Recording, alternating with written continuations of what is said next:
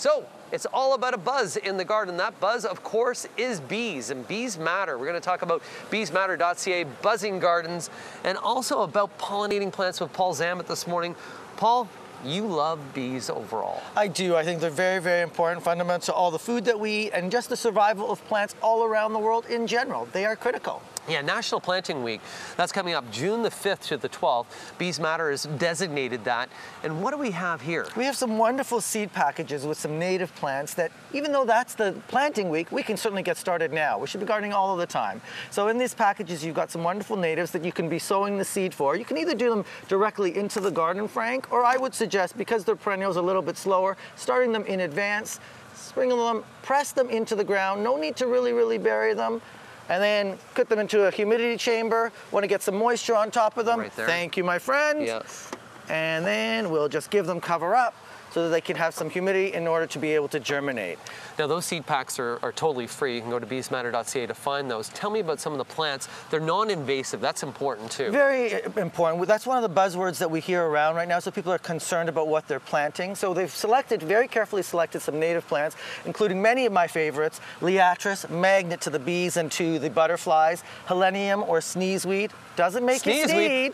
It's a fall bloomer, but it is a magnet to the bees in the fall. They feed on that. They've also got different types of Coreopsis in here, two different selections. Long blooming. Both also make excellent cut flowers. So really a wonderful blend of seeds within these packages. And it also comes with a beautiful chart of other plants as well. A lot of them drought tolerant as well. Yes, once they become established. And that's important, using our resources carefully. Tell me about bees. Of course, the bees, populations have started to rise a little bit as well.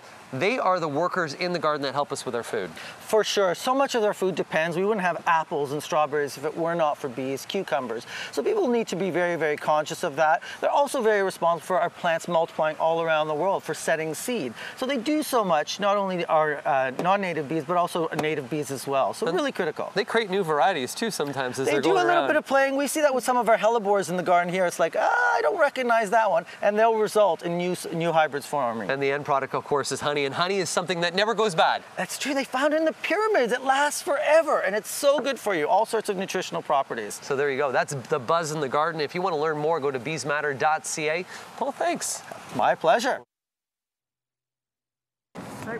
Hey, welcome back, everybody. This morning, we're with Toronto Botanical Gardens. We're talking about Bees Matter, beesmatters.ca.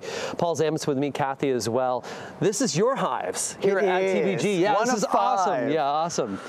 So tell me what we're going to do here. So I guess we're just going to go take a look at one of the frames. That's right. We're smoking them down just to calm them down a little bit, and then we'll open up. And we've been very thrilled, Frank, with what we've seen inside already.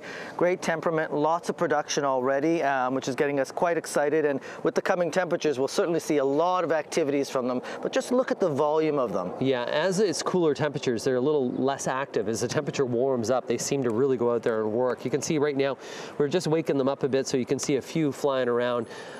People always worry about working with bees, but it's really quite easy once you get to know what you're doing. Exactly, and being quite calm around them, not moving too quickly. It's really that temperament that's really important, not being within their flight path, particularly when they're coming towards the hive. These are all many important factors when you are working around bees. And the smoking doesn't harm the bee whatsoever. It's just just to make them a little bit more docile. Exactly. So here's a look at one of the frames that would be in a hive that's going to produce honey. There's the honeycomb that's there. I'm going to look at the fantastic color. We're going to go right there. So there's a look at some of the hives and just take a look at how they're working and how they're building. Can you talk about how they build? Yeah, it's pretty incredible how they'll build the individual cells, which then they will then fill up with all their honey from all the nectar that they've collected, and then they'll cap that off. Inside here, it looks like we've got 9. It holds space for 10, but if we put 9 of these inside here, it actually allows to maximize the honey production.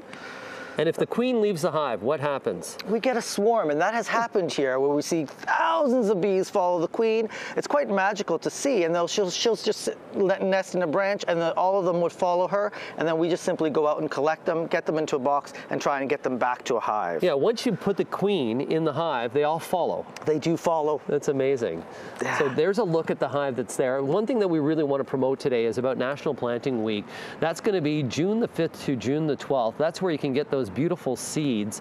Go to beesmatter.ca and you can find out a little bit more about that and about the seeds. And this is what it's all about. Those are your pollinators right there that work away.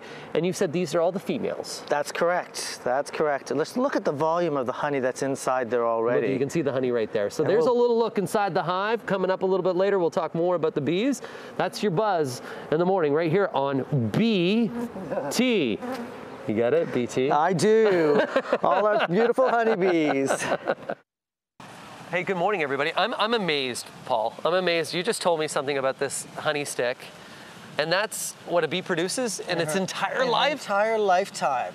So just half a teaspoon. So really important that we make sure that we're planting for the bees. Yeah, and that's what you have there. Bees Matter. It's the Buzzing Gardens. This is a free kit. You go to beesmatter.ca.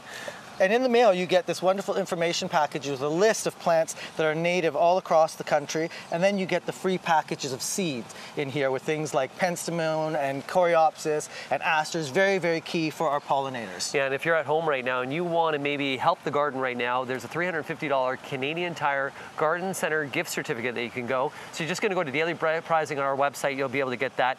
The end product, of course, is the honey. There's so many different types that you have here. Tell me about that dark one that's there. That's buckwheat. So honey is influenced, the taste and the color is influenced by what the bees are feeding on. So in this case here, that is a monofloral, which means that they fed just within a buckwheat field. And then when the flowering is done, the hives are taken away and the honey is captured. And the flavor as well would be different. Yes, it tends to be quite heavy, very good for you, all sorts of nutritional properties. National Planting Week, June the 5th to the 12th. Of course, we're really encouraging people to plant those pollinating plants. Every plant that you add to your garden has potential. Bees love white flowers, blue flowers, purple flowers, and yellow. The shape of the flower is very important for honeybees. Tubular or flat flowers on which that they can land, very key. Parsley. Yes, also really, really important for things like swallowtail butterflies. Yeah, because it's not just about the bees that are pollinators. There's so many other pollinators. So many others, yes. So once again, go to beesmatter.ca for more information. Go onto our website to win that gift certificate. And just a reminder to you, that's all the honey right there. We need to help. We need to help. Help the bees. Back to the station.